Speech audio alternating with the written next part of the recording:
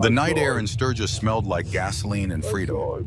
Dalton Blackwood sat alone on the edge of the rally grounds, his boots resting on the footpegs of a machine that had outlived most men.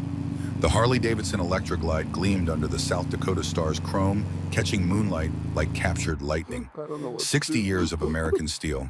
60 years of stories etched into every scratch, every dent, every mile. Around him, the 2024 Sturgis Motorcycle Rally was winding down. 200,000 bikers had descended on this small town, turning it into a roaring ocean of leather and thunder. But now past midnight, the ocean had calmed. The bars were closing. The campfires were dying. The last stragglers stumbled toward their tents drunk on beer and belonging. Dalton preferred it this way. The quiet after the storm. He was 62 years old, though his body told a different story. Sun-weathered skin pulled tight over a frame that had spent 4 decades on the road. Silver hair fell past his shoulders, pulled back in a ponytail that had gone from rebellious to distinguished somewhere along the way. His arms were canvases of ink eagles and skulls, roses and daggers, names of brothers who'd ridden off into the sunset and never came back. On his left hand, he wore a single ring, heavy silver stamped with the winged death's head, the symbol of the Hell Angels Motorcycle Club. He'd earned that ring in Oakland, California in 1978 when he was just 16 years old and had nothing but anger and a dream of escape. Now he was the president of the Northern Nevada chapter. Duke, they called him, a name given by men who respected the way he rode and the way he led. Men who would follow him into fire if he asked. But tonight, Duke Blackwood sat alone with a ghost. The Harley beneath him wasn't just a motorcycle. It was the last physical connection to a man he'd never known. A man named Warren Blackwood, his father. Dalton ran his calloused hand over the fuel tank, tracing the curves like a blind man reading Braille. The paint was original, deep midnight blue with silver pinstripes, faded now, but still proud. Raymond Iron Horse Gallagher had given him this bike in 2016, 3 days before cancer took him. "This was your old man's ride, kid," Iron Horse had said, his voice already thin and distant. "Kept it all these years. Figured you should have it." Dalton had stared at the old man, confusion mixing with grief. "How did you thought I got my ways?" Iron Horse had smiled that crooked grin that had terrified rivals and comforted brothers for 50 years. "Your daddy was a good man, Duke. Better than most. Remember that." Those were the last words Iron Horse ever spoke to him. Dalton had tried to learn more, tried to dig into the past, but the trail was cold. Warren Blackwood, Detroit police officer, killed in the line of duty 1965.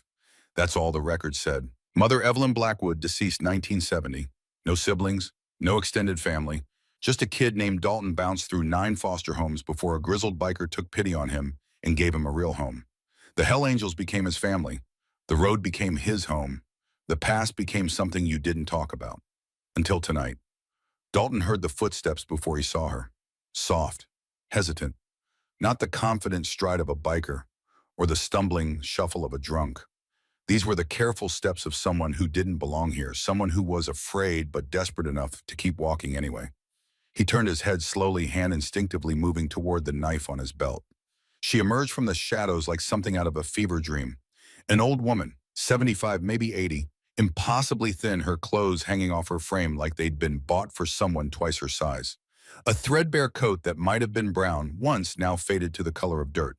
Jeans with holes in the knees, not the fashionable kind, but the kind that came from years of wear and poverty. Shoes held together with duct tape. But it was her eyes that stopped Dalton cold. Blue. Piercing blue. The exact shade he saw every morning in the mirror. She stood 10 feet away, trembling.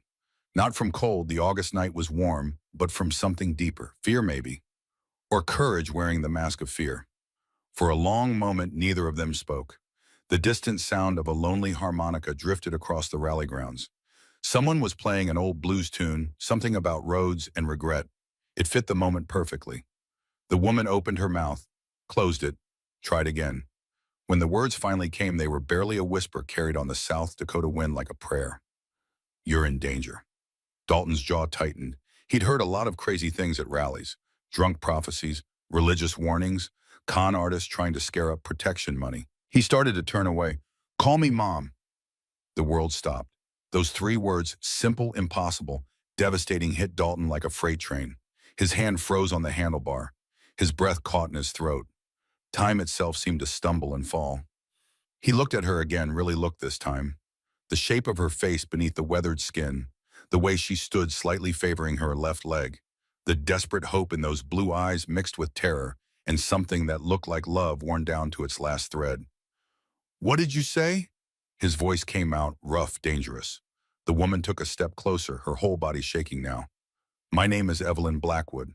I'm your mother, and you're in terrible danger." Dalton stood up so fast the Harley rocked on its kickstand. He was a big man, 6'2" and 220, and he used every inch of it now to intimidate. "My mother's dead. Died in 1970. Says so right in my foster care paperwork." "I know what it says." Her voice was stronger now, steadier. "I wrote the letter myself. Made them promise to tell you I was dead. It was the only way to keep you safe." "Safe from what?" "From the men who killed your father." The harmonica player had stopped. The night had gone completely silent, as if the universe itself was leaning in to listen. Dalton felt something crack inside his chest. 59 years of carefully maintained walls suddenly developing fissures. "You're lying," he said, but even he could hear the doubt in his voice. Evelyn reached into her coat pocket, slowly, carefully, aware that sudden movements around bikers could be dangerous. She pulled out a photograph, bent and faded, protected in a clear plastic sleeve. She held it out. Dalton didn't want to take it. Taking it meant accepting the possibility. Accepting the possibility meant facing a truth he'd buried under decades of leather and chrome and Brotherhood. But his hand moved anyway. The photograph was old. The colors shifted toward yellow and red, the way pictures from the 60s always looked. It showed a young couple, maybe mid-20s. The man wore a police uniform, dark and crisp, with a bright smile that suggested he still believed in justice. The woman next to him was beautiful, dark hair, blue eyes, a sundress covered in flowers. Between them, sitting on the man's shoulders with chubby hands gripping his father's hair, was a little boy, maybe 3 years old, laughing. Dalton's hands started shaking. "That was taken in Detroit, June 1965, Evelyn said softly. 2 months before everything fell apart. You were 3.5. You just learned to ride a tricycle. You were so proud." "Anyone could have an old photograph," Dalton said, but his voice had lost its edge. "You had a birthmark," Evelyn continued, her words coming faster now, desperate to be believed, "shaped like a crescent moon right below your left shoulder blade. You hated when I kissed it. Said it tickled." Dalton's blood ran cold. No one knew about that birthmark. It was hidden under the tattoo of an eagle he'd gotten when he was 17. The artist had incorporated it into the design, turning the crescent into the curve of a wing. No one knew, except a mother who had bathed her child. "Why now?" The words came out broken. 59 years. Why show up now?" Evelyn's eyes filled with tears. "Because I'm dying, lung cancer stage 4. The doctors say I have maybe 2 months, probably less. And because the man who killed your father just got out of prison. And he's looking for you." "Why would he be looking for me?" "Because your father hid something. Evidence, something that could destroy what's left of his organization. And they think you know where it is." "I don't know anything about my father. Iron Horse gave me his bike, and that's all I—" Dalton stopped mid-sentence. "The bike." Evelyn saw the realization hit him. She nodded slowly. "Warren was a smart man, brave but smart.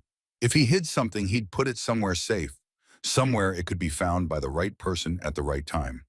Dalton turned to look at the Harley, seeing it with new eyes. 60 years old, original parts, never fully restored, never completely torn down. Just maintained, preserved, passed from Iron Horse to him, with a cryptic message about his father being a good man.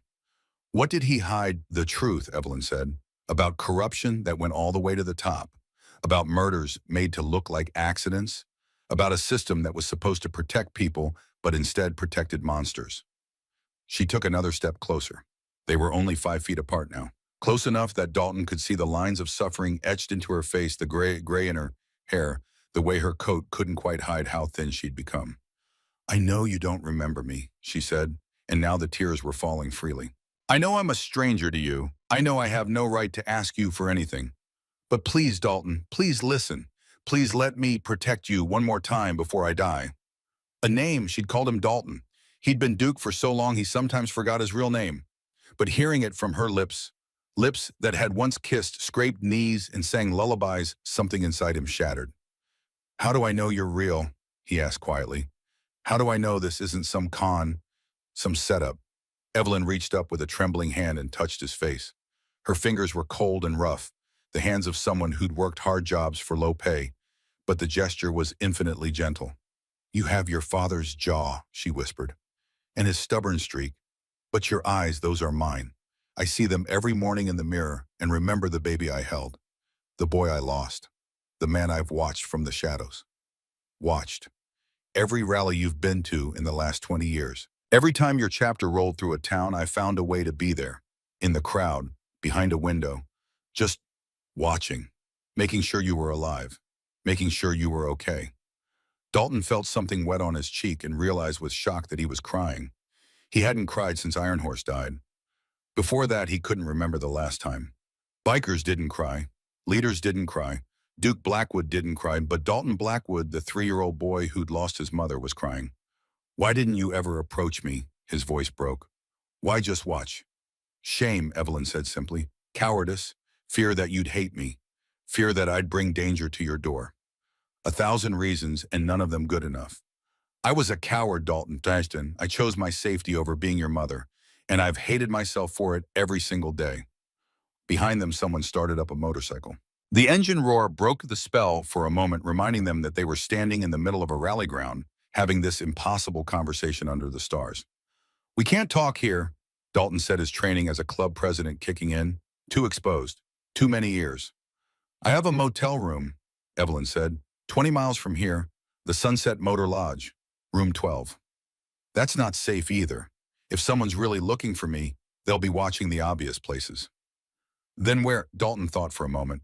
His chapter had a clubhouse in Rapid City, but that was 2 hours away. They had connections in Sturgis safe houses and friendly bars, but bringing a stranger to any of them would raise questions. Then he remembered. There's an old mechanic shop, he said, 10 miles north on 34. Been closed for 15 years. Owner died, family never sold it. We use it sometimes when we need privacy. How do I get there? You don't. I'll take you. Evelyn looked at the Harley, then down at herself. I haven't been on a motorcycle since Dad died. She nodded. It's like riding a bike, Dalton said, and despite everything, there was the ghost of a smile. You never forget. He threw his leg over the Harley and kicked it to life. The engine rumbled deep, powerful, the sound of American steel and defiance. He felt it in his chest, in his bones, in his blood. This machine had belonged to his father. Had carried Warren Blackwood through the streets of Detroit when the world was young and justice seemed possible. Had sat in storage for decades waiting. Had passed through Iron Horse's hands to his. And now it would carry both him and his mother through the South Dakota night. Evelyn climbed on behind him, awkward and uncertain. Her arms wrapped around his waist, thin and fragile. He could feel her shaking. Hold on tight, he said. I'm sorry, she whispered into his back. For everything. I'm so sorry. Dalton didn't answer. He couldn't. The words were stuck somewhere between his heart and his throat. He released the clutch and the Harley rolled forward, picking up speed as they left the rally grounds behind. The wind picked up warm and constant, carrying the smell of prairie grass and distant rain. They rode through the darkness, a 62-year-old biker and the ghost of his past heading toward a conversation 59 years overdue. Behind them, unnoticed in the shadows of the rally ground, a man in a black sedan lowered his binoculars. He pulled out his phone and made a call. It's Vincent, he said when the line connected. I found him, and she made contact just like you said she would. A pause. Yeah, I'll follow them, but boss, you sure you want me to wait? I got a clear shot right now. Another pause, longer this time. Understood. We wait for the tape. Then we finish this. He hung up and started his engine. The hunt had begun. The mechanic shop sat off the highway like a forgotten tombstone, its paint peeled down to bare wood, its windows dark and empty. A rusted sign still hung above the door, Hank's Honest Repairs. Below it, someone had spray painted, closed forever, in red letters that dripped like blood. Dalton killed the engine and they sat in silence for a moment, the tick, tick, tick of cooling metal the only sound. This is it, Evelyn asked. It's private. That's what matters. He helped her off the bike. Her legs were stiff from the ride, her movements slow and pained. Up close in the moonlight, he could see just how sick she was. The cancer wasn't just in her lungs. It was in her bones, her blood, her future. She was dying. That much was clear. The question was whether he'd let himself care. Dalton pulled a key from his pocket. Every member of his chapter had one, and unlocked the side door. Inside the shop was exactly as they'd left it. A few chairs, a card table, some old motorcycle parts scattered around. They used this place for meetings that couldn't happen at the clubhouse. Sensitive discussions. Private business.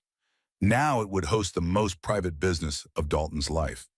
He found an old lantern, lit it with his Zippo.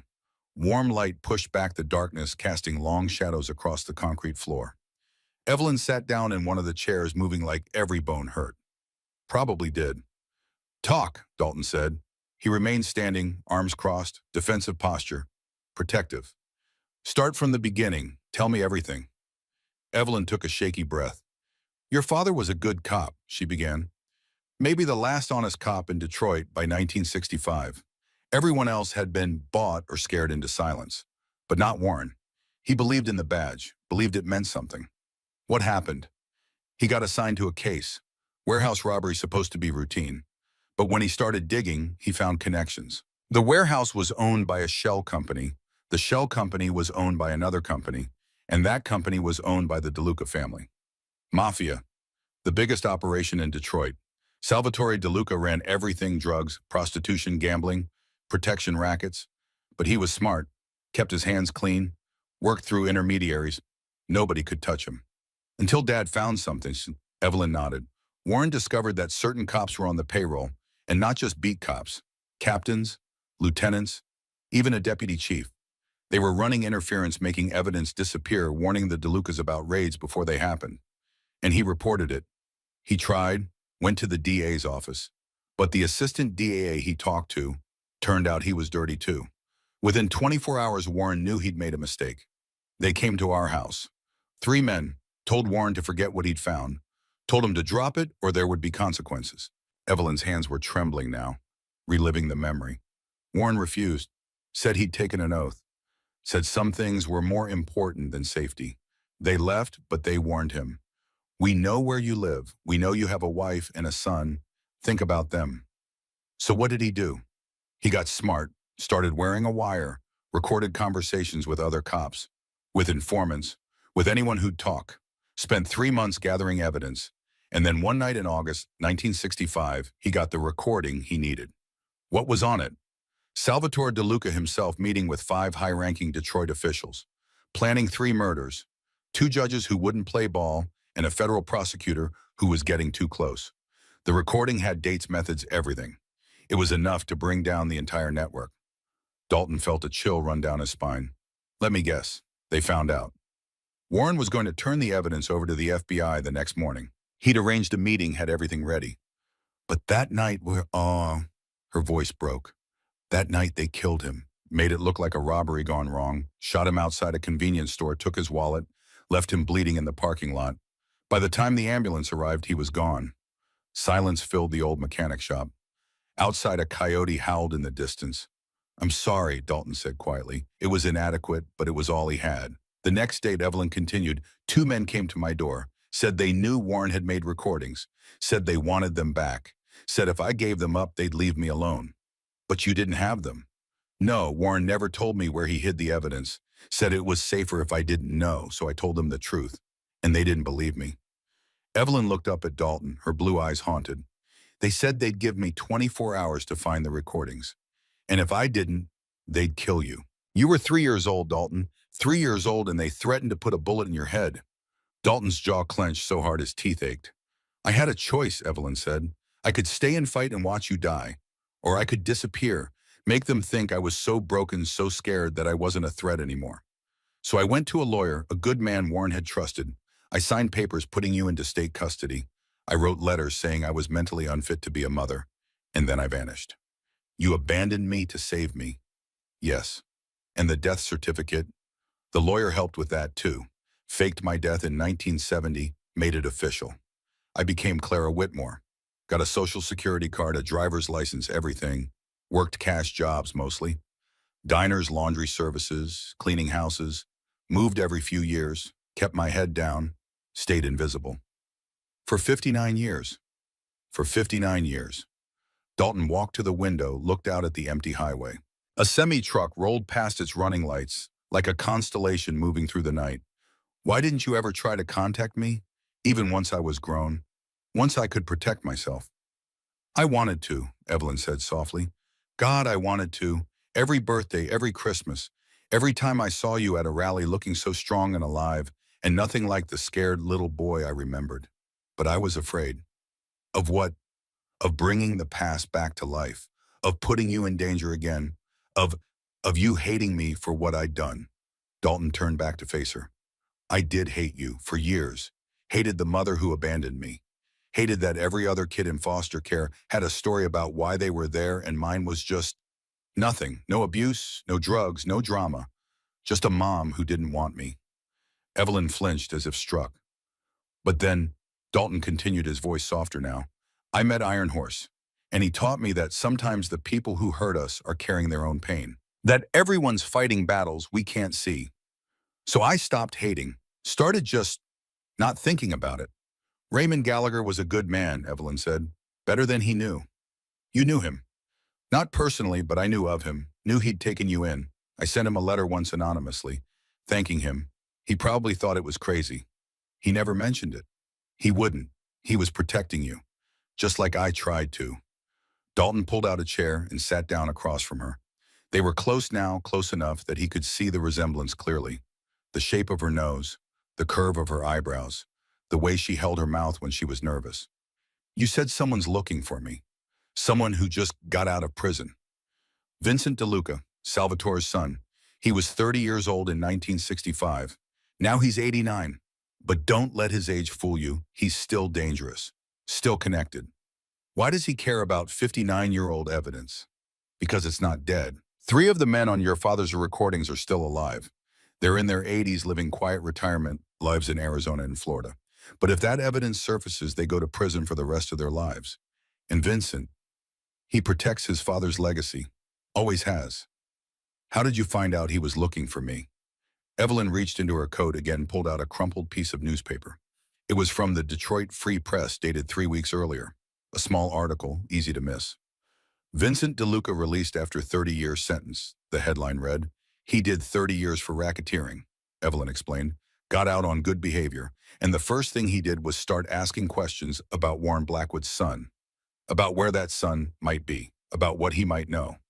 How did you hear about this?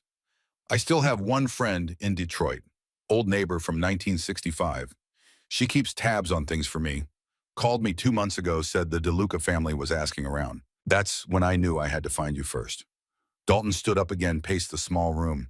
His mind was racing, trying to process everything. 59 years of lies and silence, all crashing down in one night. You still haven't answered the big question, he said. Why did Dad give Iron Horse his bike? How did Iron Horse even get it? I gave it to him. Dalton stopped pacing. What? After Warren died, I had to liquidate everything quickly. Sold the house, the furniture, everything. But I couldn't sell the Harley. It was too much, so I stored it. Paid a storage facility in cash every month for 15 years. And then when you turned 18 and joined the Hell Angels, I found out who your mentor was. I tracked down Raymond Gallagher and I sent him the bike, with a note explaining everything. Iron Horse knew this whole time. He knew enough. He knew you were Warren Blackwood's son. He knew the bike was your inheritance. But I made him promise never to tell you unless you asked the right questions. And apparently, I never asked, Dalton finished. I just accepted it as a gift. They stood in silence for a moment. Then Dalton walked over to the door, opened it, and looked out at the Harley sitting in the moonlight. 60 years old, still running, still beautiful. His father's bike, his inheritance, his birthright. You said Dad hid the evidence somewhere safe, he said slowly. Somewhere it could be found by the right person at the right time. Yes, the bike. That's what I believe. Dalton walked outside. Evelyn followed, moving slowly. They stood beside the Harley together, mother and son united for the first time in 59 years by a machine made of steel and secrets. Where would he hide it? Dalton asked. I don't know. Warren was clever. He'd put it somewhere it wouldn't be found by accident, but somewhere you'd eventually discover if you really knew the bike. Dalton ran his hands over the fuel tank, the handlebars, the engine. He'd maintained this bike for 8 years. Changed the oil, adjusted the chain, replaced worn parts. He thought he knew every inch of it, but he'd never looked for hidden compartments. His hands moved to the seat. Original leather, cracked with age, but still solid. He pressed down on it, felt for anything unusual. Nothing. He moved to the saddlebags, empty except for tools and a first aid kit. He checked the headlight housing, the tail light, the turn signals. Nothing. Maybe I'm wrong, Evelyn said quietly. Maybe he hid it somewhere else, and the bike is just a bike. But Dalton wasn't ready to give up. His hands moved underneath the seat, feeling along the frame. There had to be something. Had to be. His fingers found it. A seam, barely noticeable, hidden under the lip of the seat pan covered in 59 years of road grime and grease. His heart started pounding. He pulled out his knife, carefully worked the blade into the seam. Something clicked. A small panel no bigger than a deck of cards swung open. Inside was a plastic bag sealed tight against moisture and time. And inside the bag was a cassette tape. Maxwell C60, chrome position. The kind they stopped making in the 1990s. On the label in faded blue ink, someone had written, August 14th, 1965, insurance policy. Dalton held it up to the moonlight, his hands shaking. You found it, Evelyn whispered. Oh God, you found it. 59 years. 59 years of hiding, of running, of silence, and now in his hands, Dalton Blackwood held the truth. The evidence that had gotten his father killed. The secret that had cost him his mother. The reason Vincent DeLuca was hunting him right now. He looked at Evelyn, saw tears streaming down her weathered face. What do we do with it? He asked. I don't know, she said. I honestly don't know. Somewhere in the distance, the sound of an engine, getting closer. Both of them tensed. We need to go, Dalton said. Where? Somewhere safe, somewhere I can think. He helped her back onto the bike, carefully placed the cassette tape in his jacket pocket. The weight of it felt immense, like carrying a bomb. As they pulled out of the mechanic shop, Dalton saw headlights in his mirror. A black sedan, no front plate, tinted windows. Following. Hold on tight, Mom, he said, and realized it was the first time he'd called her that out loud. Evelyn's arms tightened around his waist. And Dalton Blackwood opened the throttle, the Harley's engine roaring like thunder, as they disappeared into the South Dakota night, carrying secrets that men had killed for and would kill for again. The hunt was on, and this time there was nowhere left to hide. The Harley screamed down Highway 34 at 90 miles an hour, headlight cutting through darkness like a sword through silk. Dalton kept his eyes on the road and his mind on the rearview mirror. The black sedan was still there, maintaining distance but never falling back. Professional tail. Patient. Confident. That meant they weren't amateurs. Evelyn's grip around his waist was iron tight despite her frailty. He could feel her breath against his back, quick and shallow, fear or excitement or both. They're following us, he shouted over the wind. I know, she shouted back. The highway stretched empty ahead, 2 lanes of cracked asphalt cutting through prairie grassland that rolled away into infinity. No towns out here, no gas stations, just wind and stars and the occasional ranch house dark against the horizon. Dalton's phone buzzed in his pocket. He ignored it. Buzzed again and again. Finally, at a stoplight in a town called Faith Population, 200 and change, he pulled it out. 12 missed calls from Tommy Wrench Patterson, his vice president. His second in command for the last 8 years. 3 text messages. Where are you? Oh yeah, boss need to talk, urgent. Call me now. Dalton hesitated. Tommy was solid. Had ridden with him through hell and back. Saved his life twice, once in a bar fight in Reno, and once on a mountain road when Dalton's brakes failed, and Tommy used his own bike as a brake pad. But right now, Dalton didn't know who to trust. The light turned green. The sedan was 2 cars back, waiting. He pocketed the phone and rode on. 20 miles later, he turned off the highway onto a dirt road that led to nowhere. The sedan followed for half a mile, then its headlights went dark. Still there, just invisible now. Dalton found what he was looking for, an abandoned homestead. The house long collapsed into itself, but the barn still standing. He killed the engine and they coasted into the barn, swallowed by shadows. Inside, it smelled like old hay and rodent nests and time. Dalton helped Evelyn off the bike. She was shaking badly now, either from cold or adrenaline crash or the cancer eating through her bones. We can't stay here long, he said. I know. He pulled out the cassette tape, held it in the pale moonlight, filtering through gaps in the barn roof. Such a small thing, plastic and magnetic ribbon, and yet men had died for it, would die for it still. We need to listen to this, he said. No tape player. I know people. My chapter has a clubhouse in Rapid City. 2 hours from here, we can... No. Evelyn's voice was sharp. No clubhouses, no other bikers, no one you trust. These are my brothers. Your father trusted his brothers too. Half of them were on the DeLuca payroll. Dalton felt anger flash hot in his chest. My club isn't dirty. Maybe not, but are you willing to bet your life on that? More importantly, are you willing to bet mine? The question hung in the dusty air between them. Dalton thought about his chapter. 23 members. Good men, most of them. Loyal, But loyalty had limits. Everyone had a price whether they knew it yet or not. Money, family, fear. "There's one person I trust absolutely," he said finally. "Tommy Wrench. He's been with me since the beginning. Saved my life more than once." "Is he the one calling you Thoy and, yeah." "Then he already knows something's wrong. Which means if they got to him, he's the perfect bait." Dalton wanted to argue, wanted to defend Tommy's honor.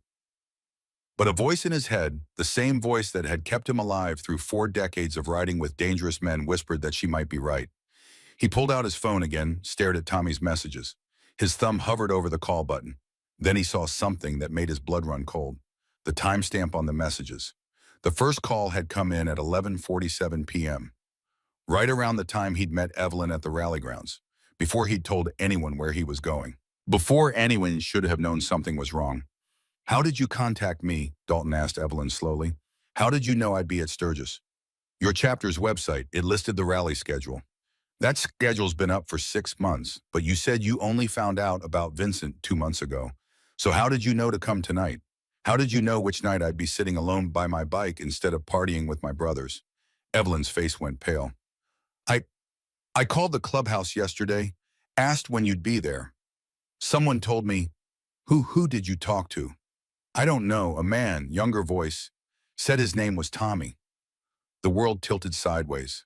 Tommy had known yesterday that someone was asking about Dalton, had told that someone exactly where and when to find him.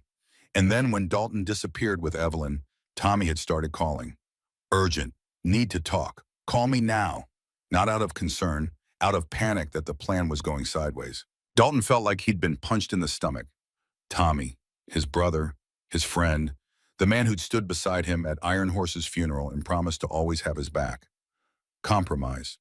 "We can't go to the clubhouse," Dalton said quietly. "No. And we can't trust my chapter." "No. So what do we do?" Evelyn was silent for a moment, thinking. When she spoke, her voice was steady despite the trembling in her hands. "We run. We find somewhere to listen to this tape. We figure out what we're dealing with. And then we decide." "Decide what? Whether to fight or disappear forever." Dalton looked at his mother, really looked at her. 77 years old, dying of cancer, 59 years spent in hiding, and still there was steel in her spine. "You've been running your whole life," he said. "Why stop now?" "Because I'm dying anyway. Cancer's going to kill me in 2 months whether I run or stand still. But you still have time, still have a life. And I'll be damned if I let the DeLucas take that from you the way they took it from your father." Outside, the sound of a car door closing. Soft, careful. They were here. Dalton moved to the barn door, peered through a crack. The black sedan sat 50 yards away, driver's door open. A man stood beside it, talking on a phone. Late 50s, maybe 60. Well-dressed for surveillance work, dark slacks, dark jacket, everything designed not to stand out. The man finished his call and started walking toward the barn. Slow, confident, gun probably in his hand. Dalton turned to Evelyn. "Can you run? Not well, not far." "Then you're riding." He kicked the Harley to life, the engine roar shattering the night silence like a grenade. No point in stealth now. Speed was their only option. The barn had 2 doors, front where the sedan was parked, and back leading to open prairie. Dalton chose back. He gunned the engine and burst through the old wooden door splinters exploding around them. The Harley caught air for a brief, weightless moment, then slammed down onto rough ground. Behind them, a gunshot cracked the night. Then another. Dalton didn't look back. He opened the throttle wide and the Harley surged forward, tires chewing through grass and dirt. Evelyn's arms were locked around him, her face pressed against his back. More gunshots, closer this time. The prairie was a minefield of gopher holes and rocks, and God knew what else. One wrong move, and they'd go down at 70 miles an hour.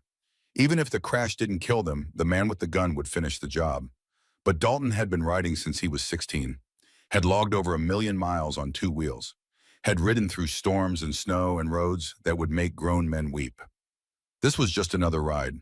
He found a dry creek bed, followed it west for 2 miles until it intersected with a county road. Pavement meant traction. Traction meant speed. The black sedan's headlights appeared behind them, distant but gaining. Dalton's phone rang. Tommy, he let it ring. They rode hard for 30 minutes, taking random turns, doubling back, using every trick Dalton had learned in 4 decades of outrunning cops and rivals and bad decisions. Finally, when he was sure they'd lost the tail, he slowed down. His hands were shaking on the handlebars. Adrenaline crash. "You okay back there?" he called. "Define okay," Evelyn said, but there was a trace of dark humor in her voice. They were somewhere south of Rapid City now, on back roads that probably didn't have names. The sky was starting to lighten in the east. Dawn coming. Dalton's phone rang again. Not Tommy this time. Unknown number. He stared at it for a long moment, then answered. "Yeah, Mr. Blackwood." The voice was old, refined, with the faint trace of an Italian accent worn smooth by decades in America. "My name is Vincent DeLuca. I believe you have something that belongs to my family." Dalton's jaw clenched. "Don't know what you're talking about. Please, we're both too old for games. You found the tape. My associate saw you remove it from your father's motorcycle. A clever hiding place, I must admit. Warren always was resourceful. You killed him. Not personally. I was in Italy when that unfortunate incident occurred. But yes, my father ordered it. Warren Blackwood was a good cop, which made him a dangerous cop. We did what was necessary. And now you want to do what's necessary to me. On the contrary, Mr. Blackwood, I want to make you an offer." Dalton pulled the bike over to the side of the road, put it in neutral. This conversation required his full attention. "I'm listening." "The tape contains evidence of crimes committed 59 years ago by men who are now very old or very dead. My father passed away in prison in 1998. The world has moved on. That tape is, how shall I say, historically interesting, but legally meaningless. Then why do you care? Because 3 of the men on that tape are still alive. Good men who made mistakes in their youth, but have lived honorable lives since. They have grandchildren, great-grandchildren. They don't deserve to spend their final years in prison because of decisions made when Kennedy was president. Good men don't order judges killed. Good men do terrible things when they're afraid. Surely you as a member of the Hell Angels understand that moral ambiguity." Dalton didn't respond. "Here's my offer," Vincent continued. "Give me the tape. In exchange, I'll give you $250,000. Cash. And more importantly, I'll give you something money can't buy. I'll let you and your mother live." Generous. "I'm a grandfather now, Mr. Blackwood, 89 years old. I have no desire for more violence, but I will protect my family's legacy. One way or another, I will retrieve that tape. The question is whether you'll be alive when I do. And if I refuse, then my associate, the one currently tracking your phone signal, will find you within the hour. He's very good at his job. Former Special Forces, he won't miss twice." Dalton looked at the phone in his hand. Of course they were tracking it. "I need time to think," he said. "You have until sunrise." That's a pause. 42 minutes. "Call this number back with your decision. Choose wisely, Mr. Blackwood. Your mother doesn't have long to live anyway. It would be a shame if her last days were spent watching you die." The line went dead. Dalton stared at the phone for a long moment, then took out the battery and threw both pieces into a ditch. Evelyn climbed off the bike, her movements slow and pained. "What did he say?" "Offered me money to give up the tape. $250,000. And if you refuse, he kills us both." "Sounds about right." She sat down on a nearby rock, wincing. "What are you going to do?" "I don't know." It was the truth. For the first time in years, Dalton genuinely didn't know what to do. Every option seemed to lead to death, or betrayal, or both. "Can I tell you something?" Evelyn said quietly. "Yeah. Every month from 1980 to 2020, I sent you money. Not much. $200, sometimes $300. Came in a plain envelope, no return address. Did you ever wonder where it came from?" Dalton nodded slowly. "I figured it was from Iron Horse. He always said he was looking out for me. It was me. I worked 2 jobs most of those years. Diner waitress and night cleaning crew. Made maybe $25,000 a year. But I sent you every spare dollar I had. Because even if I couldn't be your mother, I could still help you survive." She looked up at him, her blue eyes bright with unshed tears. "That's 40 years of tips and overtime and skipped meals. You want to know how much it adds up to? Rough guess, about $120,000. Maybe more. I never kept precise records. Mom, so when that man offers you $250,000 to give up the tape, I want you to know something. I already gave you everything I had. Money means nothing to me. What matters is that you get to live, really live, not run, not hide, live. Giving up the tape won't guarantee that." "No, but listening to it might." Dalton pulled the cassette from his jacket pocket. In the growing dawn light, it looked even more insignificant. Just plastic and magnetic ribbon. The kind of thing you'd throw away without a second thought. Except men had died for it, and more would die still. We need a tape player, he said. Where do we find one in 2024? Good question. Cassette players had gone the way of the dinosaurs. Most people under 30 wouldn't even recognize one. But Dalton knew someone who would. There's a guy, he said slowly. Lives about 40 miles from here. Old school audio engineer. Records old vinyl onto digital. Has every format ever made. Reel-to-reel 8-track cassette D, 8 everything. Can we trust him? He's not part of the club, not connected to anything. Just an old hippie who loves music. Then that's where we go. Dalton helped Evelyn back onto the bike. The sun was cresting the horizon now, painting the South Dakota prairie in shades of gold and amber. Beautiful. Almost beautiful enough to make you forget there were people hunting you. Almost. They rode east into the sunrise, leaving the night behind. The man they were looking for was named Jasper McGill, and he lived in a converted grain silo outside a town called Box Elder. Dalton had met him 5 years ago when he wanted to transfer some of Iron Horse's old concert bootlegs onto his phone. Jasper had done it for free, just happy to talk to someone who appreciated analog audio. The silo came into view around 8 in the morning, 30 feet tall, painted bright purple with yellow peace signs. Solar panels on the roof. Wind chimes hanging from every surface, creating a discordant symphony in the morning breeze. Dalton knocked on the metal door, no answer. He knocked again harder. A voice from inside, muffled and cranky. I don't want any... Jasper, it's Duke Blackwood. We met a few years back. I need help. Silence. Then locks clicking. Multiple locks. The door swung open to reveal a man in his early 70s, wild gray hair pulled into a ponytail, wearing a tie-dye shirt and cargo shorts. Thick glasses, magnified eyes that were sharp and suspicious. Duke Blackwood, Jasper said slowly, the biker with the Coltrane bootlegs. That's me. What kind of help? I need to listen to an old cassette, urgently. Jasper's eyes narrowed. You in trouble? Yes. With the law, worse. Jasper considered this, then stepped aside. Come in. But if you brought heat to my door, we're going to have words. Inside the silo was a temple to audio history. Shelves lined with thousands of albums, CDs, cassettes, and formats Dalton didn't even recognize. Equipment everywhere, mixing boards, amplifiers, speakers of every size and vintage. The air smelled like old paper and electrical components. This is my mother, Evelyn, Dalton said. Jasper nodded to her. Ma'am, you look like you could use some tea. I could use morphine, but tea sounds nice. A ghost of a smile crossed Jasper's face. He put a kettle on and gestured to a pair of ancient armchairs surrounded by speakers. Let's see what you've got. Dalton handed him the cassette. Jasper held it up to the light, examining it like a jeweler appraising a diamond. Maxwell C60, chrome position.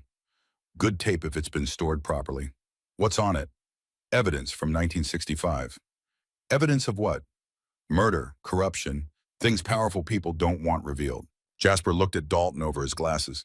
And you want me to play it here in my home with those powerful people presumably looking for you? Yes. That's asking a lot. I know.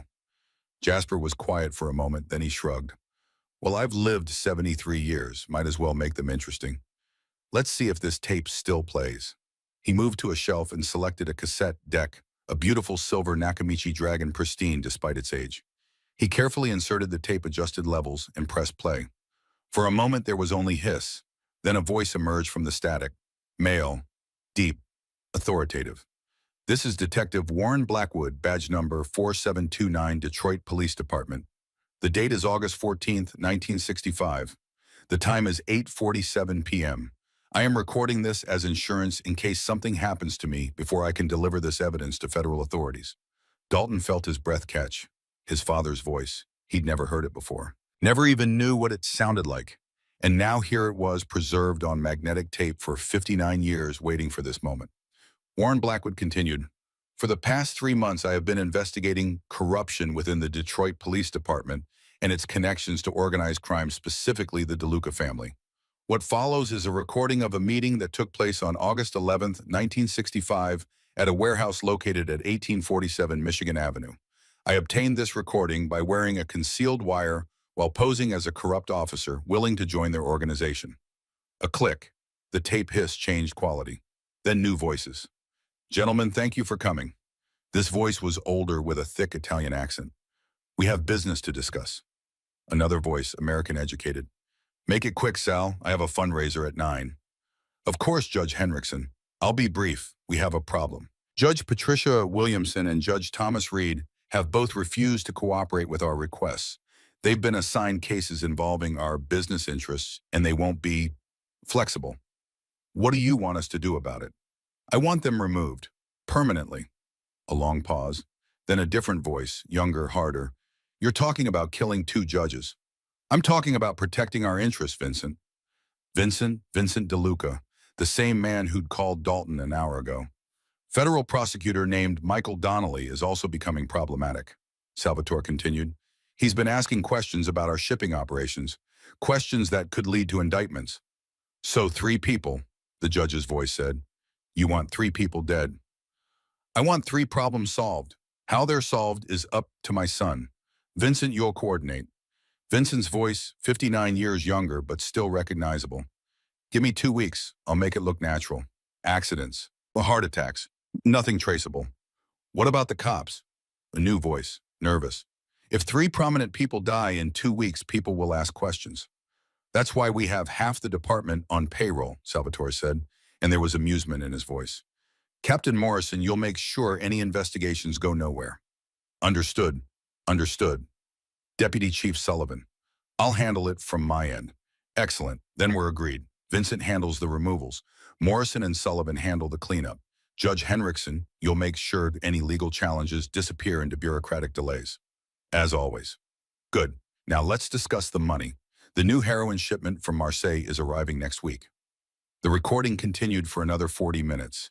Names, dates, operations, payoffs, a complete roadmap of corruption so deep and wide it had poisoned an entire city's justice system. When it finally ended, the 3 of them sat in silence. Jasper spoke first. Holy hell. Yeah, Dalton said quietly. That tape could bring down, if those people are still alive. 3 of them are, Evelyn said. Vincent DeLuca, now 89. Judge Marcus Henriksen, now 93, retired in Scottsdale. And Deputy Chief Harold Sullivan, now 91, living in Fort Myers. Sullivan, Jasper said. Any relation to Bois? No, Dalton said quickly. Different family? But Evelyn was looking at him strangely. Mom.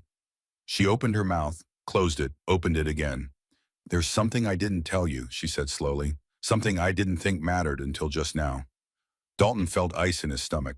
What? Harold Sullivan, Deputy Chief Harold Sullivan.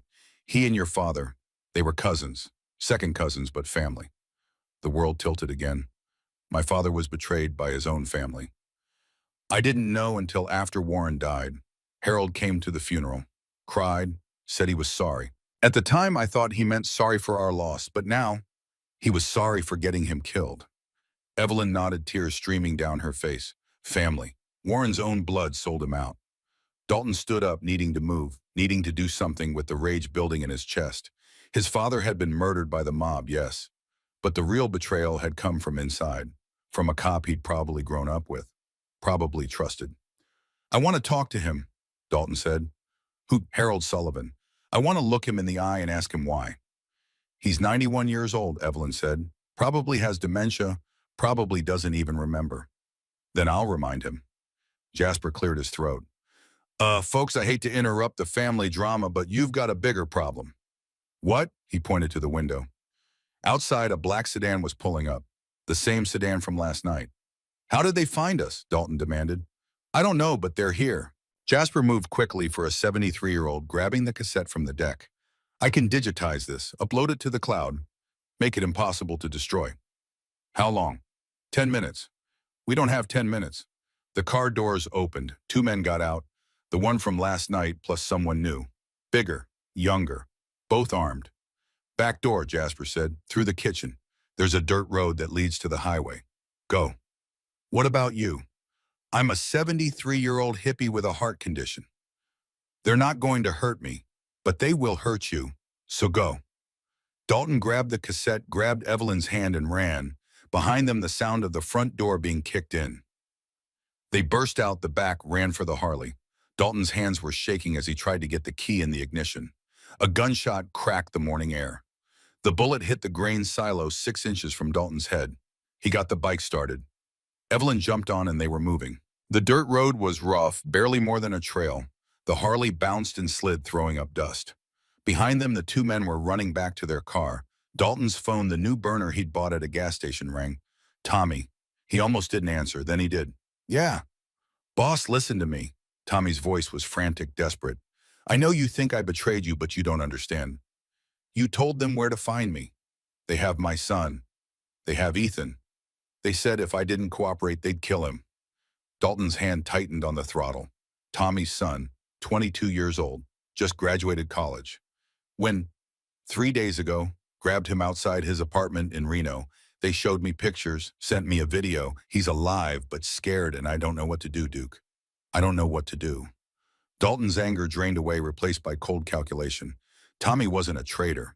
He was a father trying to save his son, which meant the DeLucas were even more dangerous than he'd thought. Where are you now? Rapid City, the clubhouse. The whole chapter's here. We've been looking for you all night. Boss, let me help, please. Let me fix this. Dalton looked back. The sedan was eating up the distance between them. He had a choice. Trust his brother, risk walking into a trap, or run alone knowing that if he fell, no one would be there to catch him. Clubhouse, he said. 30 minutes. Have everyone there. Armed. This ends today. He hung up. Evelyn's arms tightened around his waist. You sure about this? No. Good. Never trust a man who's sure about anything. They hit the highway doing 80 and didn't slow down. Behind them, the black sedan followed. And ahead of them in Rapid City, 23 bikers were preparing for war. The price of silence had been paid in blood 59 years ago. Today, Dalton Blackwood would demand a refund. The Hell Angels clubhouse in Rapid City sat on the edge of town like a fortress made of chrome and defiance. A low brick building windows barred American flag and club colors hanging side by side above the entrance. 23 motorcycles lined up in front like soldiers at attention. Every bike polished, every chrome piece gleaming in the morning sun. Dalton pulled up and killed the engine. The silence that followed felt like the moment before a storm breaks. Tommy Wrench stood on the front steps, and Dalton could see the damage 3 days of hell had done to his friend. Tommy was 58, built like a bull, with hands that could tear an engine apart and put it back together blindfolded. But right now he looked small, broken, a father watching his son die in slow motion. The rest of the chapter flanked him. Men Dalton had ridden with for years, some for decades. Roadkill Hammer Preacher, Snake Eyes Diesel, all of them armed. All of them waiting to see what their president would do. Dalton helped Evelyn off the bike. She was barely standing now, the pain and exhaustion etched into every line of her face. But she kept her spine straight. Duke, Tommy's voice cracked. I'm sorry. God, I'm so sorry. I know. They have Ethan. They said if I didn't tell them where you were, they'd send him back in pieces. I know that too. Dalton walked up the steps until he was face to face with his vice president, the man who'd saved his life, the man who'd given the enemy everything they needed to find him. Do you still have the phone, the one they used to contact you? Tommy nodded, pulled out a burner phone with shaking hands. Call them. Tell them I'm here. Tell them I want to trade the tape for your son. Face to face, no tricks. Boss, just do it. Tommy dialed a number, put it on speaker. It rang twice before a voice answered. Vincent DeLuca. Mr. Patterson, I trust you have good news. He's here, Tommy said. Duke's here at the clubhouse. He wants a trade. The tape for my son, Dalton said, loud enough for the phone to pick up his voice. Face to face, you bring Ethan, I bring the tape. We make the exchange and walk away. Silence on the other end. Then Vincent laughed, a dry, papery sound like dead leaves blowing across concrete. You really think it's that simple? I think you want this tape more than you want me dead. Otherwise, you would have killed me already. True, very perceptive, Mr. Blackwood. You have your father's intelligence. A pause. Very well, I'll bring the boy. You bring the tape. We meet in 1 hour. Badlands National Park, Pinnacles Overlook. It's public enough that neither of us will try anything stupid. How do I know you won't just take the tape and kill us all anyway? You don't. But I give you my word, and despite what you may think, my word still means something. If you hand over the tape, the boy goes free. You and your mother go free, and we never speak of this again. And if I don't believe you, then young Ethan dies screaming, and my associates spend the next month hunting down every member of your chapter and their families. Your choice, Mr. Blackwood. 1 hour. The line went dead. Dalton looked around at his brothers. Every face showed the same expression, grim determination mixed with the cold calculation that comes from living outside society's rules. We're going to give him the tape, Dalton said. Boss Roadkill started. We're going to give him the tape, Dalton repeated, but not before we make copies and not before we have insurance of our own. He turned to Preacher, a wiry man in his mid-60s who'd been a sound engineer before he became a biker. You know how to digitize a cassette? Does a bear shit in the woods? How fast can you do it? 10 minutes if I use the setup in the back room. Do it. Make 3 copies, upload one to the cloud, put one on a flash drive, burn one to CD. I don't care if it's 1965 technology, we're making damn sure this survives. Preacher nodded and disappeared inside. Dalton turned to Snake Eyes, the chapter's treasurer, and the only one among them who'd gone to college. You know anyone in the media? Someone who'd run with a story this big. Got a cousin works for the Sioux Falls Argus Leader, investigative reporter. She'd kill for something like this. Call her. Tell her we might have the story of the century. Tell her to stand by me. On it. Finally, Dalton looked at Tommy. Your son. Tell me about the men holding him. What do you know? Tommy's face hardened. They're professionals. Former military, probably. They sent me photos, Ethan's, in some kind of warehouse or storage facility. Concrete floors, metal walls. Could be anywhere within 200 miles. Did they give you any way to contact them directly? Just through Vincent. Dalton nodded slowly, a plan forming in his mind. It was risky, maybe suicidal, but it was the only play they had. Here's what we're going to do, he said. The chapter leaned in. Dalton began to speak. 45 minutes later, they rolled out of the clubhouse like thunder made flesh. 23 Harleys, 23 men who'd sworn an oath to ride together, fight together, and if necessary, die together. They formed up in a tight formation, Dalton at the point, Tommy on his right, Roadkill on his left, the rest spreading out in a V behind them. Evelyn rode with Dalton, her arms wrapped around his waist. She'd wanted to stay behind, told him this wasn't her fight anymore, that she'd spent 59 years running and didn't want him to die for her. He told her that was exactly why she had to come, because this wasn't just about the tape. It was about reclaiming what had been stolen. For her, for his father, for everyone the DeLucas had hurt. The ride to Badlands National Park took 35 minutes. The Pinnacle's overlook was a scenic viewpoint where tourists came to photograph the otherworldly landscape, layers of sediment carved by wind and water into spires and canyons that looked like something from another planet. On a normal day, it would be packed with families and RVs and people taking selfies. But Vincent DeLuca had made sure it wasn't a normal day. The parking lot was empty except for 3 black SUVs arranged in a semicircle. Armed men stood around them, 6 that Dalton could see, probably more in the vehicles. And in the center, tied to a folding chair, was a young man with blood on his face and terror in his eyes. Ethan Patterson, Tommy's son. The Hell Angels pulled into the lot and killed their engines in perfect synchronization. The sudden silence was deafening. Dalton dismounted, helped Evelyn down, and walked forward. Tommy started to follow, but Dalton held up a hand. Stay with the bikes. If this goes sideways, get them out of here. Boss, that's an order, brother. Tommy's jaw clenched, but he nodded. Dalton walked alone toward the SUVs, Evelyn at his side. The armed men tensed hands, moving to weapons, but didn't draw. The back door of the center SUV opened. Vincent DeLuca stepped out. 89 years old, but he moved with the careful precision of someone who'd stayed sharp through sheer willpower.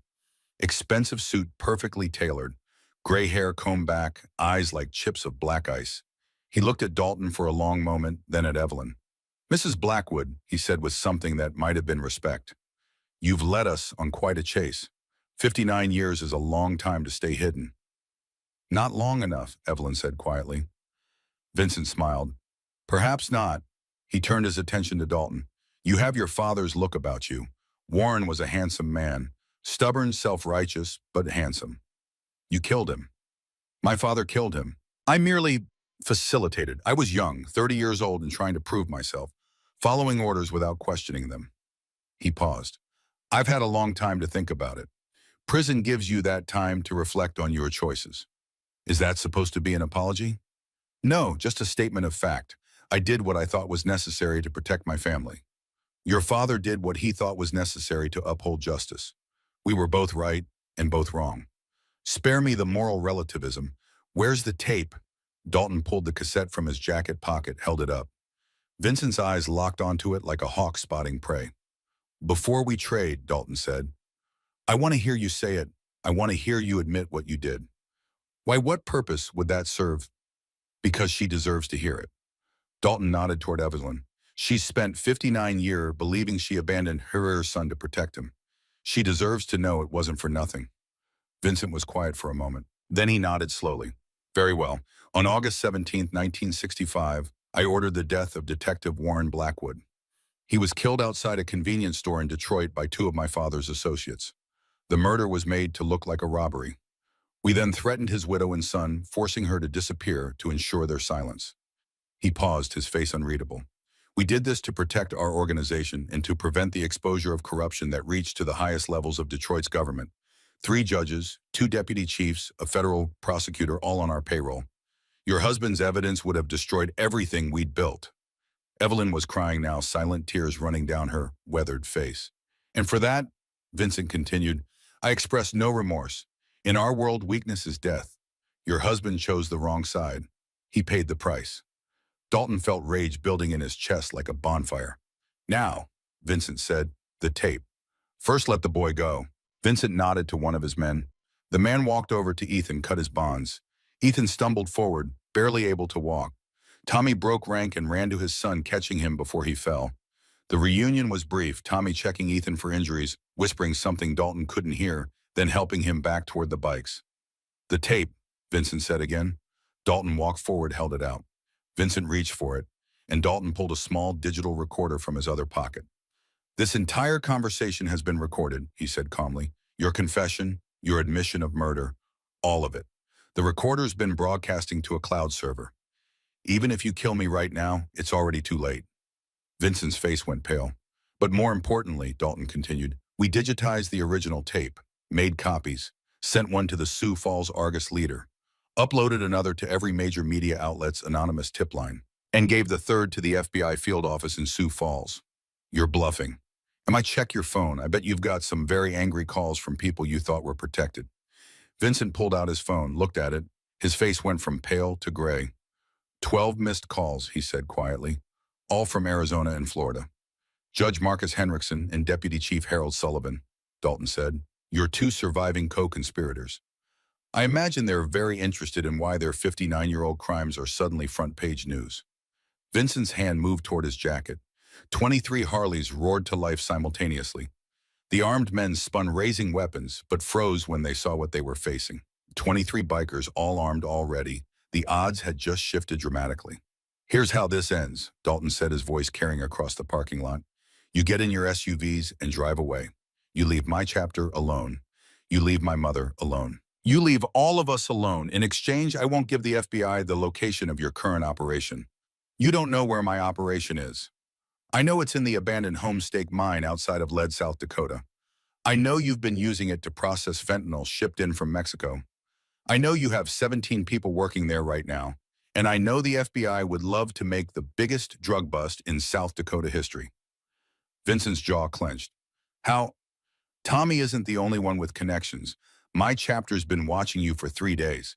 Ever since you grabbed Ethan, we've been shadowing your people, following them, learning everything.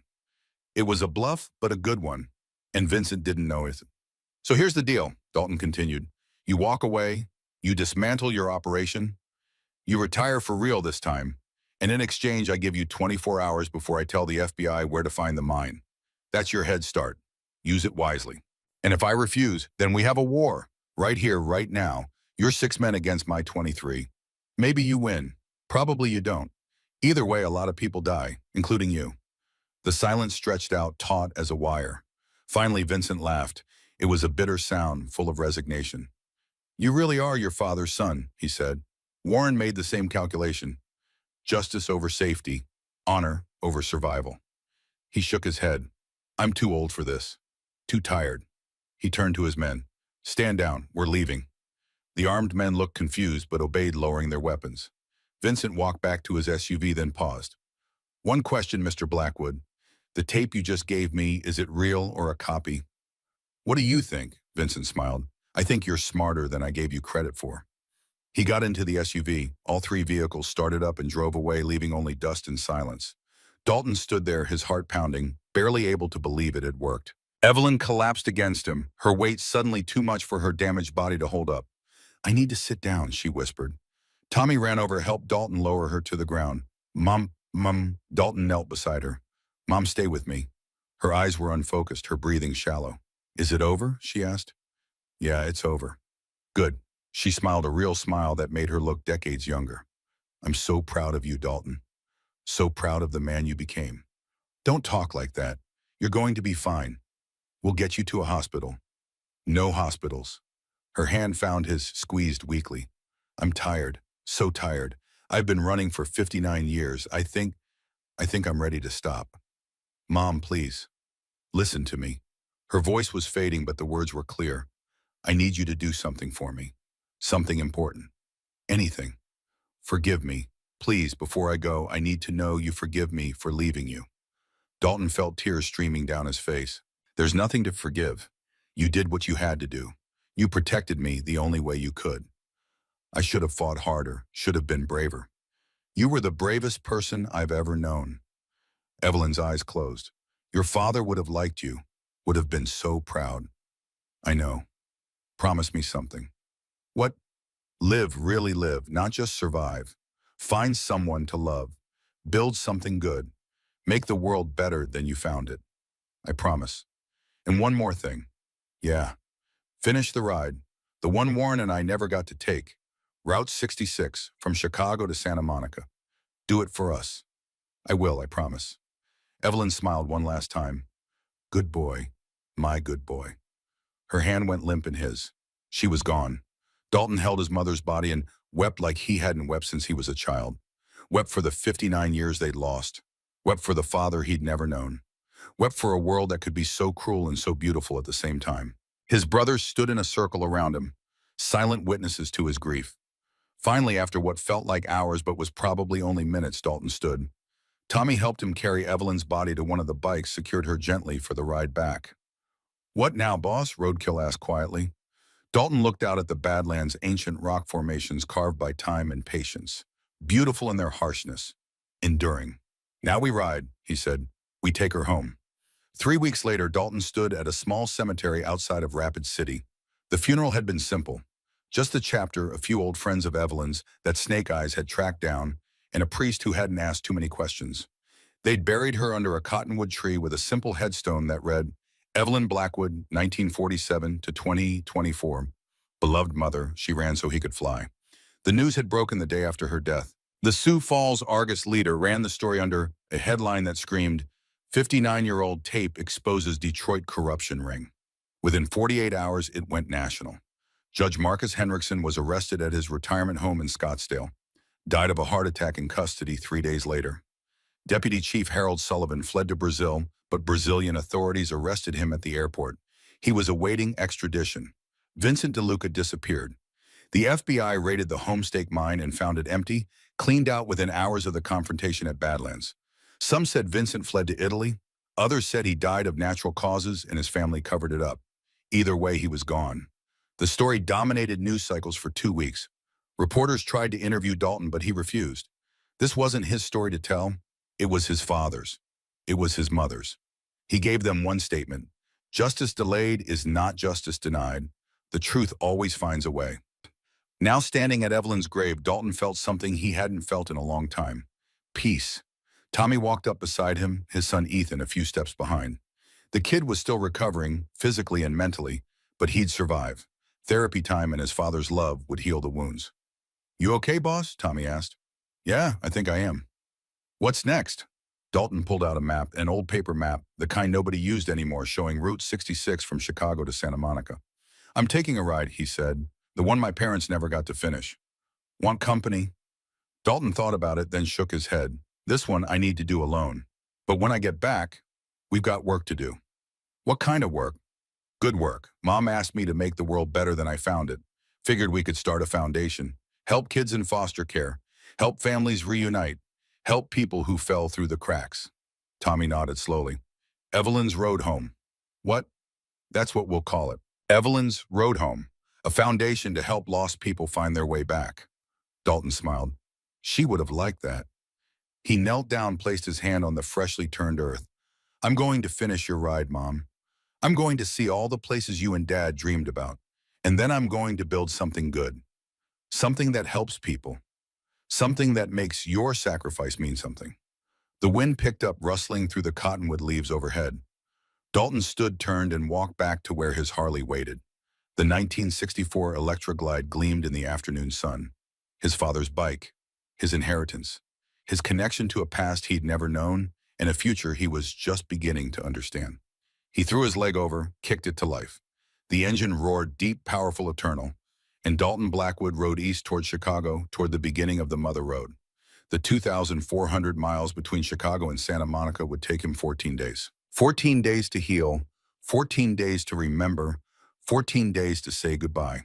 Day one began in Chicago at the starting point of Route 66 Lou Mitchell's restaurant, where his mother said she and Warren had breakfast before their wedding in 1963. Dalton ordered what Warren always ordered: eggs over easy bacon toast. He ate slowly, imagining his parents sitting in this same booth, young and full of dreams. He left a photograph of them on the table, a gift to the past. By day three, he was in Springfield, Illinois. He found the Cozy Dog Drive-In, where Evelyn said Warren proposed to her a second time as a joke while eating corn dogs. Dalton sat at the counter, ordered 2 corn dogs, and laughed at the memories she'd shared. He called Tommy. Foundation paperwork filed yet. Yesterday, we're official. Evelyn's road home is real. Good, that's good. Day 5 brought him to St. Louis. He stood beneath the Gateway Arch, the massive steel curve reaching into the sky like a promise. This was where his parents had taken their honeymoon photo, the one Evelyn had shown him. He took out his phone, snapped a selfie with the arch behind him, sent it to his daughter Harper with a single word: almost. She replied immediately, "So proud of you, Dad," Grammy smiling down. The Oklahoma stretch on days 6 and 7 was long and lonely, miles of prairie and sky and memory. He stopped at the Blue Whale of Catoosa, a roadside attraction his mother mentioned. She and Warren had climbed on it, laughing like teenagers. Dalton climbed it too, feeling foolish and free at the same time. That night, he stayed at a motel in Amarillo. Couldn't sleep. Too many ghosts. Too many questions that would never have answers. But also too much gratitude. Day 8, he reached Cadillac Ranch, 10 Cadillacs buried nose down in the earth. His mother said Warren had wanted to paint graffiti on one, but chickened out. Dalton didn't chicken out. He bought spray paint and wrote, "Warren plus Evelyn, 1963, forever." A young couple watched him smiling. "Sweet," the woman said. "Your parents?" "Yeah," Dalton said. "They never made it this far. I'm finishing their trip." That's beautiful. It was. New Mexico on days 9 and 10 felt like riding through a painting. Red rocks and turquoise sky and air so clean it hurt to breathe. He stopped at the El Rancho Hotel in Gallup, where John Wayne once stayed. His mother said she'd seen the Duke there in 1964, just standing in the lobby like a normal person. Dalton stood in the same lobby, wondering if ghosts of celebrities and ghosts of ordinary people ever talked to each other in the afterlife. He hoped they did. Arizona brought the Grand Canyon on day 11. Dalton stood at the south rim, exactly where Warren had knelt and proposed to Evelyn in 1962. The canyon yawned before him, impossible and ancient. He scattered a pinch of Evelyn's ashes into the wind. "You made it back, Mom," he whispered. The wind carried the ashes down, down, down into the canyon's heart. Day 12 took him through Flagstaff and Williams, small towns that still remembered when Route 66 was the main artery of American dreams. He ate at diners with faded vinyl booths and waitresses who called him honey. He felt his mother in every mile. California welcomed him on day 13. The desert gave way to mountains, then to the sprawl of Los Angeles. Traffic and smog, and millions of people who didn't know and didn't care that a 62-year-old biker was completing a 59-year-old promise. That was okay. He knew. That was enough. Day 14, the Santa Monica Pier. Dalton arrived at sunrise, the Pacific glowing pink and gold. He parked the Harley, walked to the edge of the pier, and looked out at the ocean that marked the end of the Mother Road, 2,400 miles behind him. 59 years of pain and loss and love finally laid to rest. He pulled out the photograph of Warren and Evelyn young and laughing, pulled out the urn with the last of his mother's ashes. "You made it, Mom," he said to the ocean. "The journey you started with Dad in 1965, we finished it. Together." He opened the urn and scattered the ashes over the water. They caught the wind, danced in the golden light, and disappeared into the endless blue. Dalton stood there until the sun was fully up, until the pier started filling with early morning joggers and fishermen. Then he pulled out his phone, a text from Tommy. "Foundation's official. First family reunited yesterday. Mom and daughter separated 12 years. You should have seen it, boss. Beautiful." Dalton smiled through tears. Another text from Harper. "Miss you, Dad. Proud of you. Grammy would be proud too." He typed back, "Be home soon, love you." A third text from an unknown number. "Mr. Blackwood, this is FBI agent Sarah Chen. Wanted to let you know Harold Sullivan pled guilty this morning. Life sentence. Justice has been served. Thank you for your courage." Dalton stared at that one for a long time. Justice, such a complicated word. His father had died for it. His mother had sacrificed everything for it. And now, 59 years later, it had finally arrived. But it didn't bring them back.